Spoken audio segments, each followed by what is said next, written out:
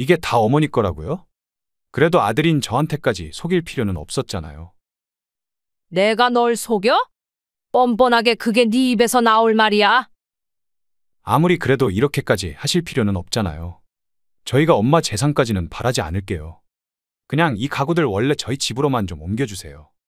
아무리 엄마가 해준 것들이라 해도 저희한테 주셨으면 저희 거나 다름없잖아요. 그렇게 당당하면 어디 신고라도 해보지 그러냐? 변호사 비용으로 쓸 돈 넉넉하면 어디 한번 돈 써가면서 법적으로 다퉈보자. 그렇게까지 할 생각은 없었어요. 왜 갑자기 태도가 바뀌어? 그리고 겁도 없이 네가 감히 나를 배신해? 너한테 돌려줄 건 아무것도 없다. 집도 곧 팔아버릴 거니 그렇게 알아라? 아, 내가 그래도 너한테 사준 중고차까지는 달라고 안 하마. 그거 팔아서 어디 반지하 월세라도 들어가 살던지 해라. 엄마, 정말 이러실 거예요? 엄마라고 부르지도 말아라. 난 이미 너를 내 마음에서 지웠고 호적에서도 파버릴 거니까.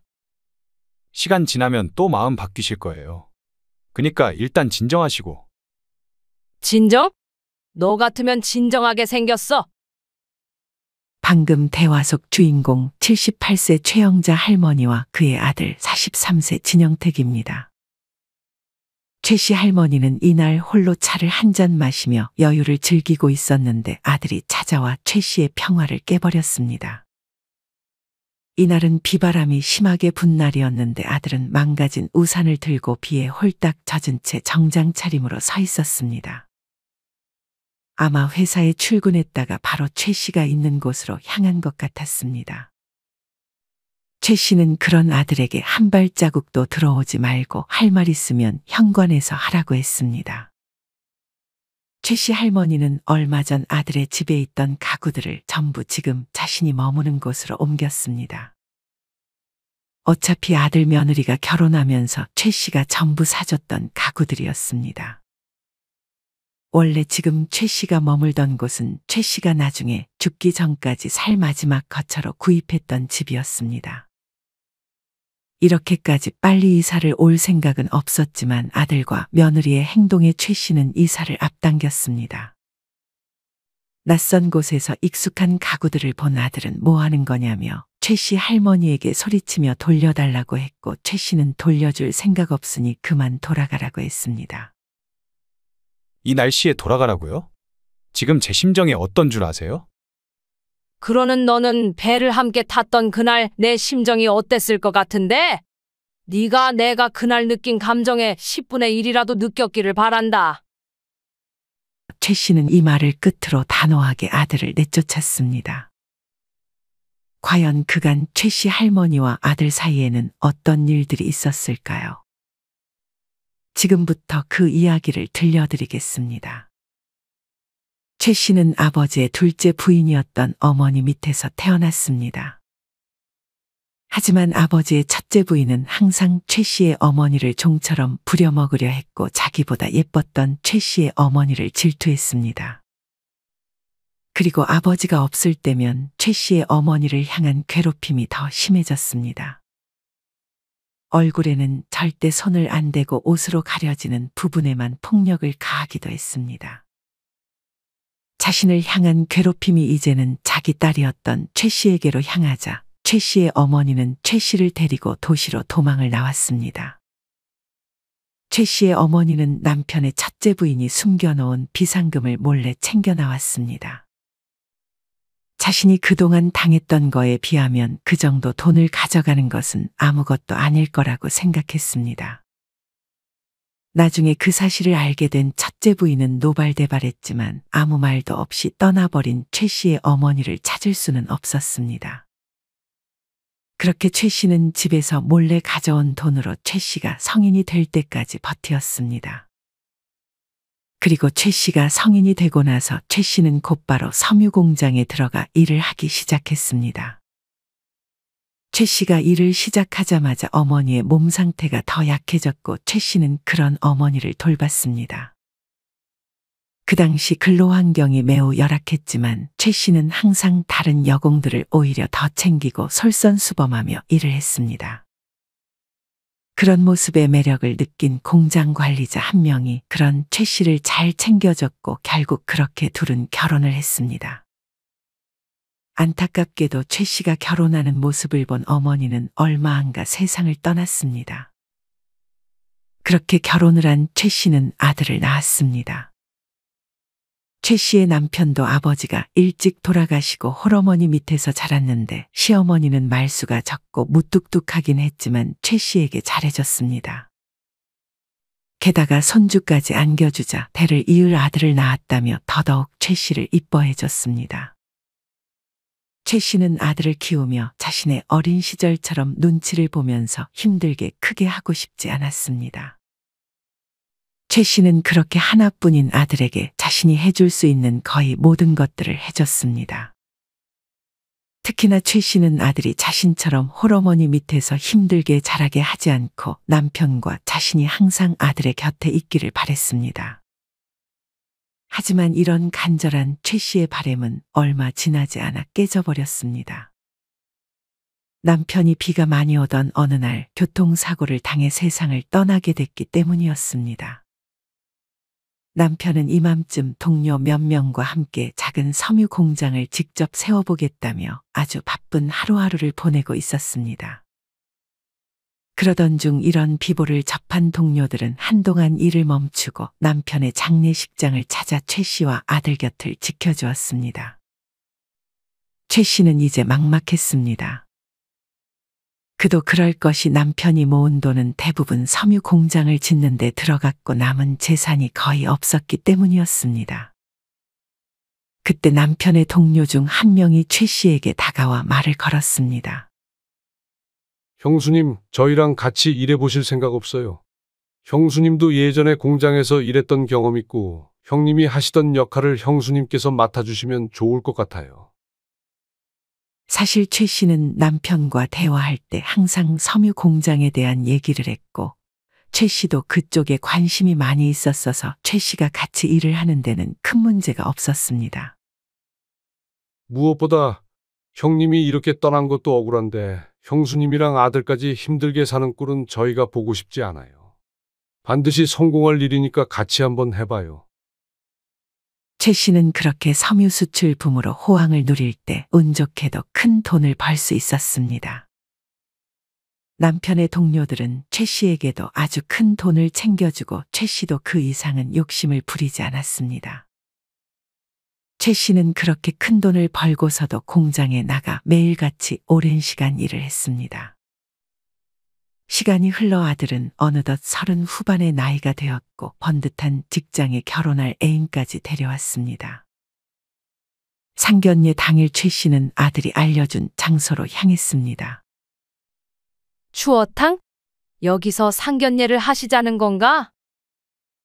최 씨는 어디든 좋다며 상견례 장소를 아들 며느리에게 떠넘겼는데 아들 며느리가 고른 곳은 추어탕집이었습니다. 추어탕을 못 먹는 건 아니지만 그렇다고 좋아하지는 않았던 최 씨는 일단 약속 장소라고 하니 그렇게 먼저 들어가 있었습니다. 식당 주인은 처음 본 최 씨를 격하게 반겼습니다. 이쪽에 앉아 계세요. 상이 차려진 곳에 최 씨는 먼저 도착해 앉아 있었습니다. 뒤이어 아들은 며느리와 사돈들과 함께 얘기를 하며 같이 들어왔습니다. 사돈, 이런 말씀드리긴 뭐하지만 돈이 많으시다면서요? 사위가 저한테 평소에 돈 걱정은 하지 말라며 집이고 혼수고 다 자기가 해갈 거라고 그렇게 말하더라고요. 아, 저희 아들이요? 최 씨는 아들을 잠깐 째려봤습니다. 아들이 최 씨에게 이런 얘기를 이전에 직접 꺼낸 적이 없어서 최 씨는 아들 며느리 자기들이 알아서 다 준비하나 보다 했는데 사실 아들은 당연히 최 씨가 전부 해줄 거라고 생각해 애초에 묻지도 않았던 것이었습니다. 최 씨는 그렇게 이미 그 자리에서 집이랑 혼수를 해주는 게 당연하게 돼버렸습니다. 상견례에서 말은 거의 안사돈만 주로 했습니다. 말이 어찌나 많던지 귀에서 피가 날 지경이었습니다. 그렇게 밥을 다 먹고 차가 나오길 기다리며 최 씨는 잠깐 화장실로 향했습니다. 최 씨가 화장실에서 나오려던 그 순간 가게 뒤쪽 마당에서 안사돈과 가게 주인이 대화하는 소리가 들렸습니다. 최 씨는 안사돈이 워낙 낯가림이 없어 처음 본 사람과도 부침성이 좋다고 생각했습니다. 하지만 대화를 조용히 들어보니 둘은 반말을 하고 있었습니다. 원래 알던 사이가 아니라면 반말을 할 일은 없었습니다. 최 씨는 그렇게 이번엔 대화의 내용에 귀를 기울였습니다. 어떤 거 같아?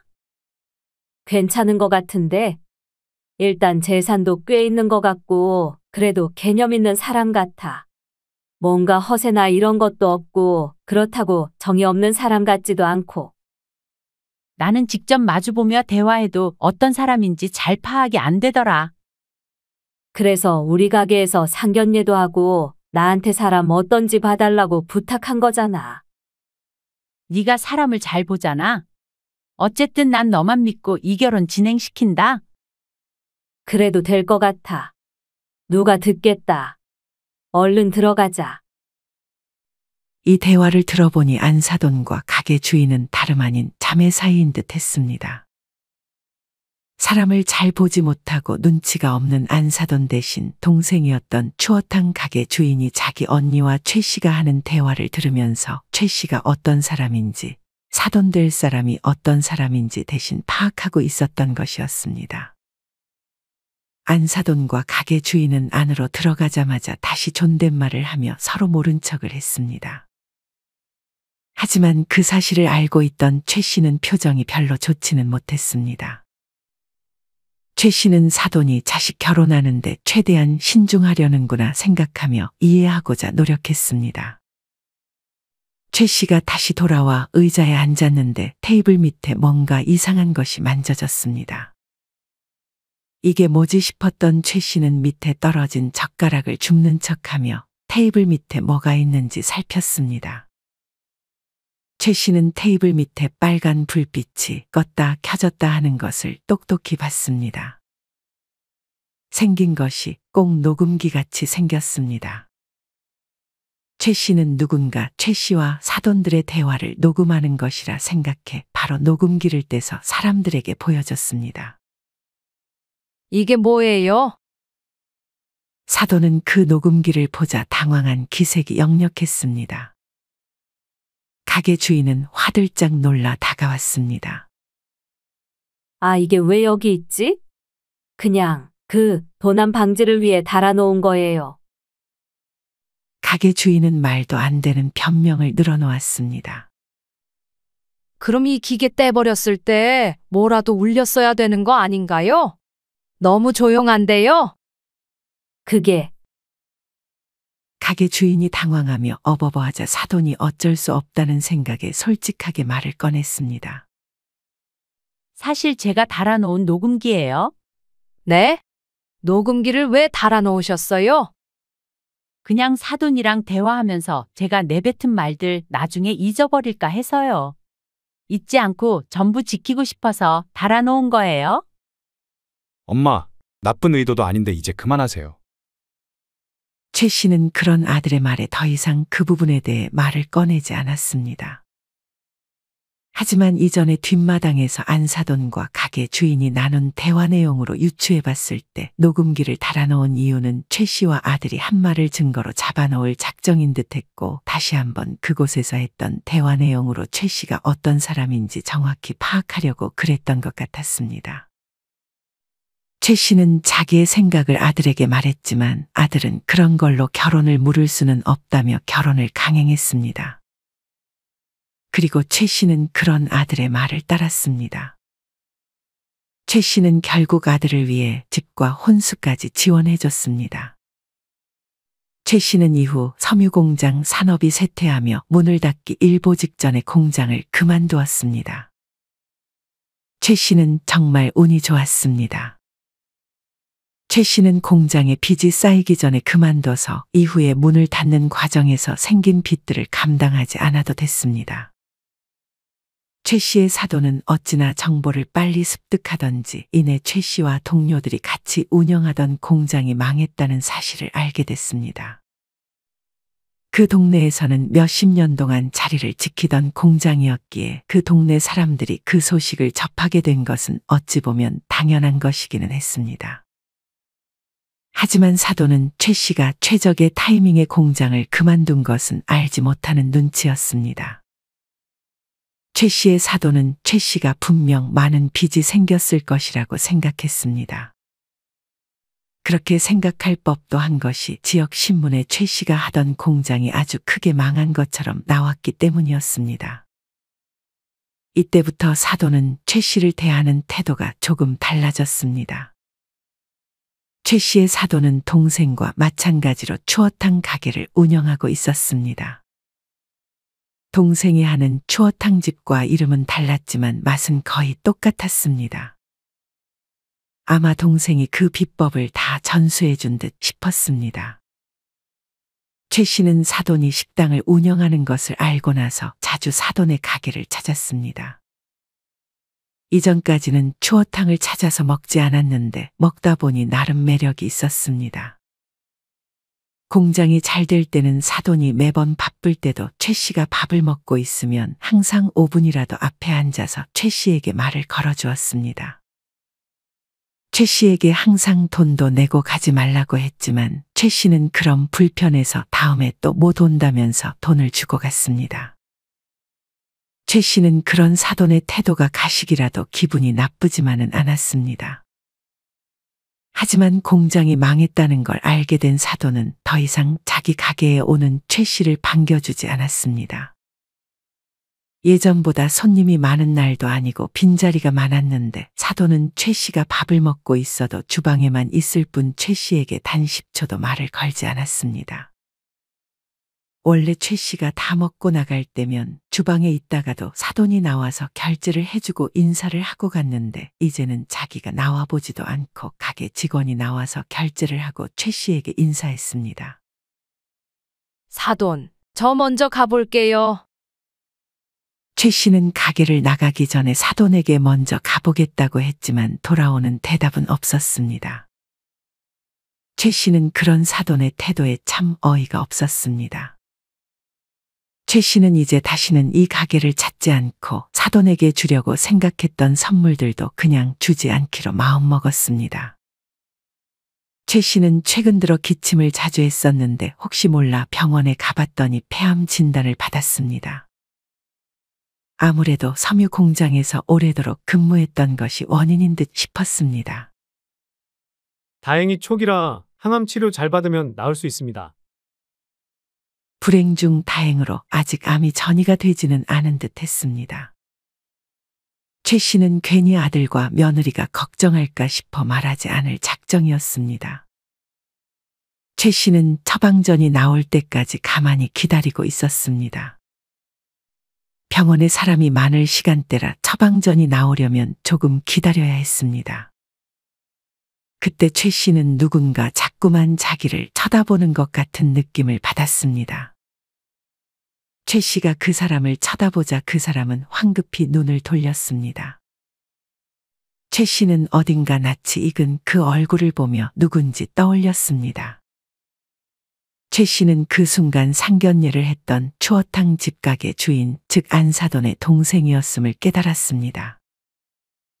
다 가까운 동네라서 그 추어탕 가게 주인도 이 병원을 자주 방문하는 듯 싶었습니다.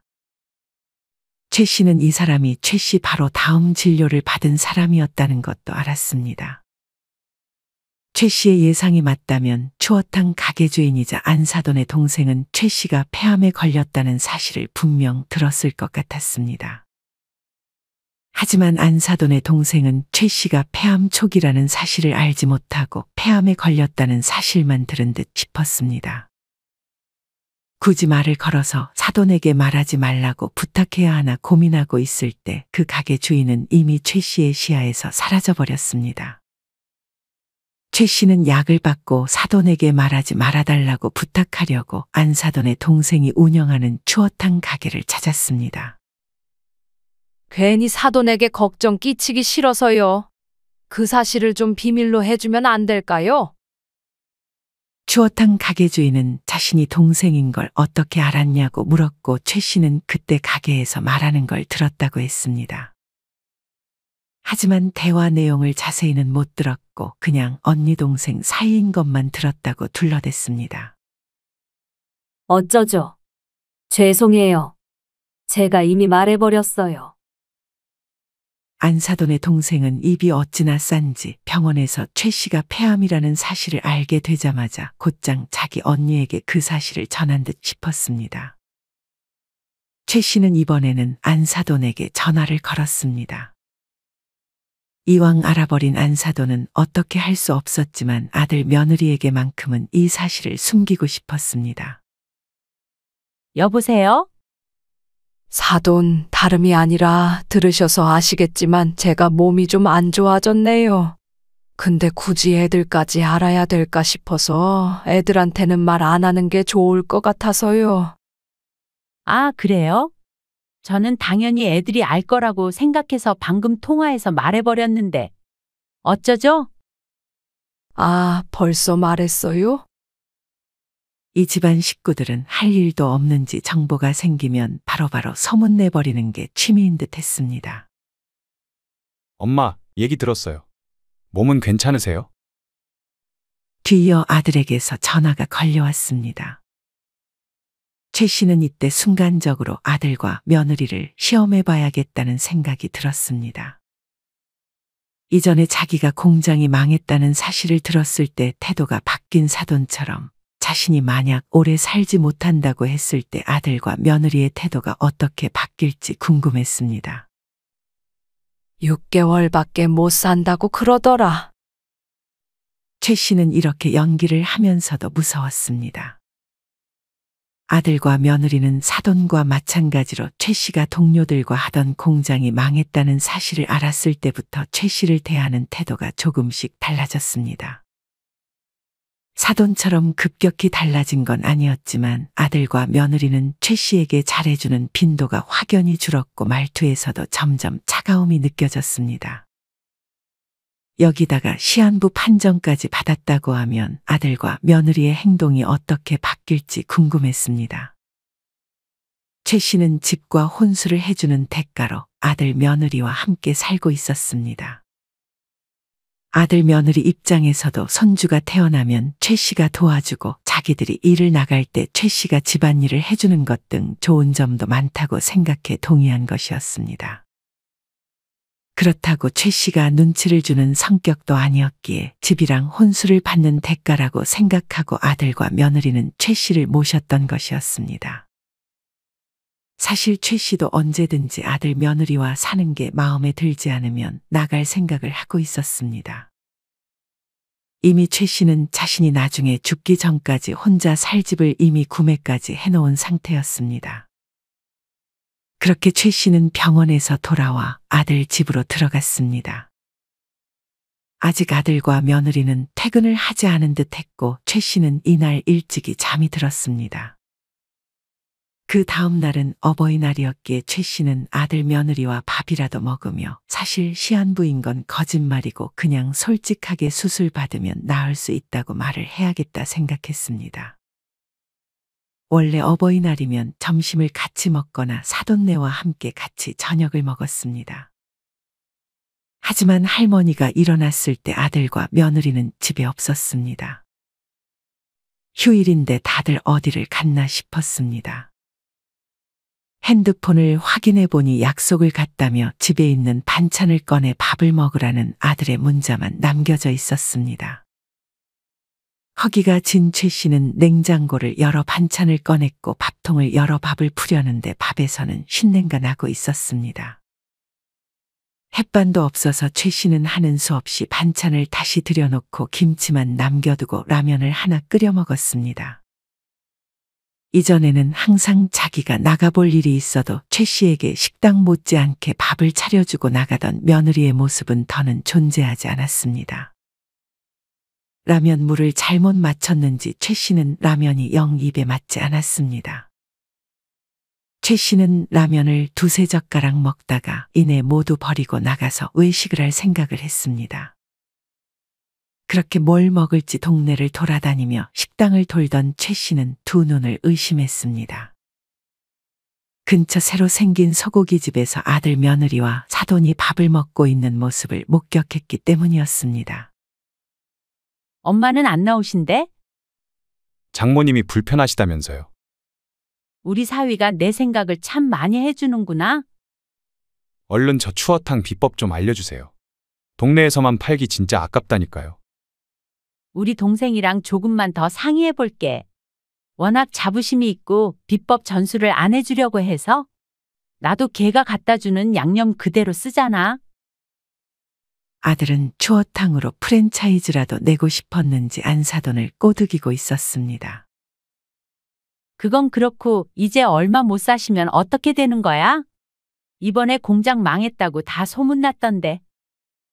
근데 저희 엄마는 망하기 전에 일찍 그만두셔서 빚은 없으신 것 같더라고요. 빚도 없고 모아놓은 재산도 없고? 그런 것 같아요. 그래도 집이랑 혼수는 받았으니 그걸로 만족하려고요. 아들은 최 씨가 재산이 없는 것으로 알고 있는 듯 했습니다. 근데 아프시면 이제 사돈은 누가 돌봐야 되는 거야? 설마 내 딸 보고 돌보라고 할 건 아니지? 내가 미쳤어? 엄마도 내 성격 알잖아. 난 내 몸 하나 돌보기도 벅차. 걱정 마세요. 제가 요양병원으로 모시던지 할게요. 요양병원도 돈이 얼마나 많이 드는데? 그러지 말고 공기 좋은 곳에 혼자서 사시게 하는 건 어때? 왜 그때 우리 여행 갔던 섬 있잖아. 거기 살게 하시면 딱이겠는데. 항암 치료 받으면 고생만 하다가 돌아가시는 경우도 많잖아.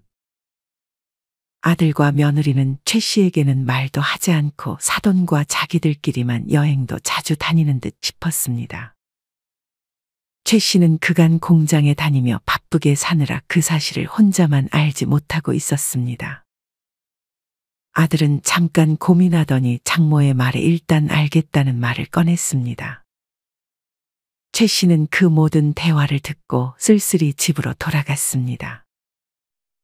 최 씨는 자기는 더 이상 가족이 없다는 생각이 들었습니다. 최 씨는 모든 걸 다 잃은 듯한 표정을 짓다가 이내 이를 꽉 깨물었습니다. 아무리 자기가 혼자가 되더라도 그렇게 당하기만 할 수는 없었습니다. 최 씨는 이내 어딘가에 전화를 걸었습니다. 며칠 후 아들과 며느리는 최 씨에게 여행을 제안했습니다. 아마도 그때 소고기 집에서 말한 그 섬으로 최 씨를 보내려는 것 같았습니다. 최 씨는 때가 됐다고 생각하고 아무것도 모르는 척하며 아들에게 물었습니다. 갑자기 여행은 왜? 몸도 안 좋으신데 맑은 공기 있는 데로 잠시 다녀오면 좋을 것 같아서요. 그래, 알았다. 그렇게 여행 당일이 되어 최 씨는 아들 며느리와 여행 갈 채비를 했습니다. 비행기가 아니라 배를 타고 가는 거야? 아들이 향한 곳은 공항이 아니라 선착장이었습니다. 네. 섬으로 들어갈 거예요. 그건 그렇고 옷이랑 다 많이 챙겨오셨어요? 아들은 최 씨에게 있는 옷들을 좀 많이 챙기고 필요한 물건들을 전부 넉넉하게 챙기라고 말을 해둔 상태였습니다.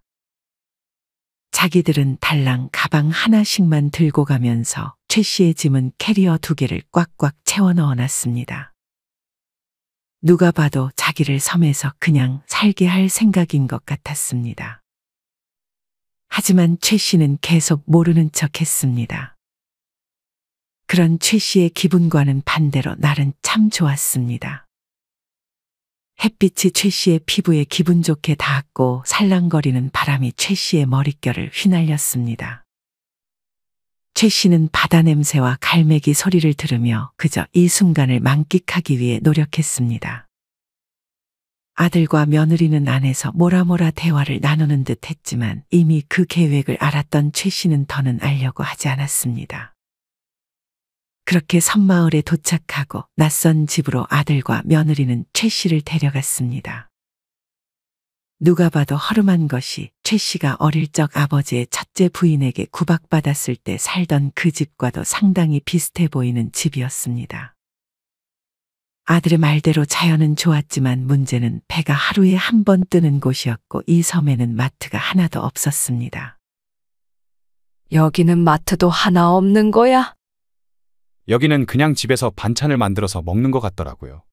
아니면 채소를 기르거나 낚시를 해서 먹기도 하고요. 그래? 근데 여기저기 좀 돌아보고 구경해봐야 되는 거 아니야? 걸어서 이동할 거야? 저희가 이동할 수 있는 거, 빌려올 거 없나 알아보고 올게요. 같이 가자. 아니에요. 몸도 안 좋으신데. 그냥 저희만 갔다 올게요. 엄마는 여기 잠깐만 앉아 계세요. 이 말을 끝으로 한동안 최 씨 할머니는 아들의 목소리를 들을 수 없었습니다. 최 씨는 이미 아들이 그 말을 꺼냈을 때부터 자신을 놓고 자기들은 돌아가려 하는구나 하는 것을 알아챘습니다. 하지만 막상 정말 아들 며느리가 자기를 이 섬마을에 버려두고 가버리는 상황이 닥치자 최 씨는 서러움을 숨길 수 없었습니다. 최 씨는 그 자리에 해가 지고 밤이 될 때까지 멍하니 앉아 있었습니다. 당연히 아들은 돌아오지 않았고 최 씨는 자정이 돼서야 짐을 풀고 잘 준비를 했습니다. 낯선 곳에서 혼자 잠을 청하니 최 씨는 참으로 무서웠습니다. 하지만 밤이라서 낯선 곳이라서 무서운 것이 아니었습니다. 이제 주변에 아무도 없고 버려졌다는 사실이 최 씨를 두렵게 만들었습니다. 최 씨는 다음 날 다른 사람이 되어 계획했던 것들을 실행에 옮길 생각을 했습니다. 최 씨는 바로 다시 짐을 챙겨 배를 타고 이전에 자신이 죽기 전까지 살려고 구매만 해놨던 집으로 이동했습니다. 이미 그곳에는 아들 며느리 집에 있던 최 씨가 아들이 결혼할 때 해줬던 모든 혼수들이 최 씨가 마련한 집으로 옮겨져 있는 상태였습니다. 아들 며느리는 최 씨를 섬마을에 버린 그날 바로 집으로 향하지 않고 2박 3일 동안 그 바로 옆에 있는 지역에서 여행을 하다 집으로 돌아갈 계획인 듯 싶었습니다. 자기 집의 가구와 가전들이 모두 다 없어졌다는 사실도 모른 채 아들과 며느리가 여행을 즐기고 있을 것을 생각하니 최 씨는 속으로 통쾌했습니다. 최 씨는 이제 가족은 없다 생각하고 평생 지금 이 집에서 살 생각을 했습니다. 그렇게 이틀이 더 지나 아들과 며느리는 자기 집에 있는 혼수들이 다 사라졌다는 사실을 알았는지 최 씨에게 연락이 왔습니다. 하지만 최 씨는 연락을 받지 않았습니다. 최 씨가 연락을 받지 않자 아들과 며느리는 자신들이 최 씨를 버렸던 섬마을로 다시 찾아갔습니다. 그곳에는 최 씨가 남겨놓은 편지 한 통이 있었습니다. 최 씨는 자신이 사는 그 집 주소를 아들과 며느리에게 알려주고 그곳으로 오라고 말했습니다. 이날은 비바람이 세게 몰아치는 그런 날이었습니다. 아들과 며느리는 그렇게 힘겹게 최 씨가 알려준 주소로 향했습니다. 굉장히 경비가 삼엄한 그런 집이었습니다. 아들과 며느리는 경비원들에게 가로막혀 들어가지 못하고 있었고 그렇게 아들과 며느리는 1시간 정도 밖에 서 있다가 최 씨가 경비원들에게 들어와도 된다고 하자 그제서야 들어올 수 있었습니다. 그것도 며느리는 못 들어오게 하고 아들만 들어오라고 시켰습니다. 아들은 씩씩대며 최 씨의 집 안으로 들어왔습니다. 최 씨는 아들에게 비 맞은 채로 안으로 들어오지 말고 현관에서 얘기하라고 했습니다. 최 씨는 이미 항암 치료도 잘 받고 아주 건강하게 그곳에서 여유를 즐기고 있었습니다. 최 씨의 근사한 집을 보고 놀라 아들이 최 씨에게 물었습니다. 이 집이 어머니 거라고요? 재산이 아직 많으셨던 거였어요? 말 좀 해주세요. 그래도 아들인 저한테까지 속일 필요는 없었잖아요. 내가 널 속여? 뻔뻔하게 그게 네 입에서 나올 말이야. 아들은 순간 자기 집의 가구와 가전들을 빼간 것이 최 씨라는 것을 알아챘습니다. 아무리 그래도 이렇게까지 하실 필요는 없잖아요. 저희가 엄마 재산까지는 바라지 않을게요. 그냥 이 가구들 원래 저희 집으로만 좀 옮겨주세요. 아들은 자신이 한 행동에 일말의 죄책감이라도 느꼈는지 재산까지 바라는 건 양심이 없다고 생각했던 모양이었습니다. 아무리 엄마가 해준 것들이라 해도 저희한테 주셨으면 저희 거나 다름없잖아요. 그렇게 당당하면 어디 신고라도 해보지 그러냐? 변호사 비용으로 쓸 돈 넉넉하면 어디 한번 돈 써가면서 법적으로 다퉈보자. 그렇게까지 할 생각은 없었어요. 왜 갑자기 태도가 바뀌어? 그리고 겁도 없이 네가 감히 나를 배신해? 너한테 돌려줄 건 아무것도 없다. 집도 곧 팔아버릴 거니 그렇게 알아라. 아내가 그래도 너한테 사준 중고차까지는 달라고 안 하마. 그거 팔아서 어디 반지하 월세라도 들어가 살던지 해라. 엄마, 정말 이러실 거예요? 엄마라고 부르지도 말아라. 난 이미 너를 내 마음에서 지웠고 호적에서 파버릴 거니까. 시간 지나면 또 마음 바뀌실 거예요. 그니까 일단 진정하시고. 진정? 너 같으면 진정하게 생겼어. 최 씨는 그동안의 울분을 토해냈습니다. 최 씨도 알았습니다. 너무 아들을 오냐오냐 키운 자신의 잘못을. 그리고 욕심 많은 며느리와 사돈들을 미리 알아채지 못한 지난 날들을 후회했습니다. 아들은 한동안 집에서 안 나가겠다고 고래고래 소리쳤지만 최 씨는 이내 경비원들을 불러 아들을 내쫓았습니다. 아들과 며느리는 사돈에게 도움을 청했지만 사돈은 아들과 며느리를 도와주지 않았습니다. 그래도 사돈이 좀 도와줄 줄 알았더니 사돈은 아들 며느리보다도 더한 기회주의자였습니다. 더 이상 자기 딸과 사위에게 얻을 것이 없자 최 씨를 대하던 행동이 바뀌었던 것처럼 자기 딸과 사위에 대한 행동이 바뀌었습니다. 최 씨의 아들에게 추어탕 비법을 알려주겠다고 했다가 일이 이렇게 되자 없던 일로 했고 장모 말만 듣고 회사까지 그만뒀던 아들은 이제 더는 할 것도 없었습니다. 심지어 며느리도 일이 힘들다는 이유로 회사를 그만두고 최 씨 아들의 뒷바라지를 할 생각이었던 모양이었습니다. 그런 장모에게 배신을 당한 아들 며느리는 분에 못 이겨 안사돈의 가게를 난장판을 만들어버렸고 얼마 안가 사돈은 가게를 정리해야 했습니다. 그곳을 복구하려면 돈이 필요했는데 최 씨의 아들과 며느리가 돈이 없다고 배째라고 했기 때문이었습니다. 그래도 자기 딸이라고 감옥에 보내지는 못하고 그냥 연을 끊자고 말만 꺼낸 듯 싶었습니다. 아들과 며느리는 결국 갈 곳이 없어 최 씨를 버리려던 섬마을로 들어가 최 씨를 머물게 하려고 헐값에 구매한 집에 자기들이 들어가 살았습니다. 언제 그곳에서 나올지는 모르겠지만 아마 한동안은 그곳에 머물러야 될 것이 뻔했습니다. 이내 자기들이 장모한테 배신을 당했다며 최 씨에게 호소했지만 최 씨는 그런 연락에 약해지지 않았습니다. 최 씨는 앞으로 몇 년 동안은 아들과 연락을 할 생각이 없었습니다. 최 씨는 그저 자신이 꿈꾸던 이 집에서 남은 일생을 평안하게 지내다 갈 생각을 하고 있습니다. 여러분은 이런 최 씨의 이야기를 어떻게 들으셨나요? 참 답이 안 나오는 사돈과 아들 며느리를 상대해야 했던 최 씨에게 안타까운 마음이 느껴지는 것 같습니다. 여러분이 만약 주인공 최 씨라면 오늘 이야기 속 사돈과 아들 며느리가 진짜 가족이라고 생각했을 때 어떻게 대처하셨을 것 같으신가요? 최 씨 할머니가 잘했다는 생각이 드시나요? 이와 관련하여 여러분의 자유로운 생각들을 댓글로 남겨주세요. 이상으로 오늘의 영상을 마치겠습니다. 우리 모든 구독자분들의 행복한 여생을 응원합니다. 다음에 더 흥미로운 이야기로 찾아뵙겠습니다. 감사합니다.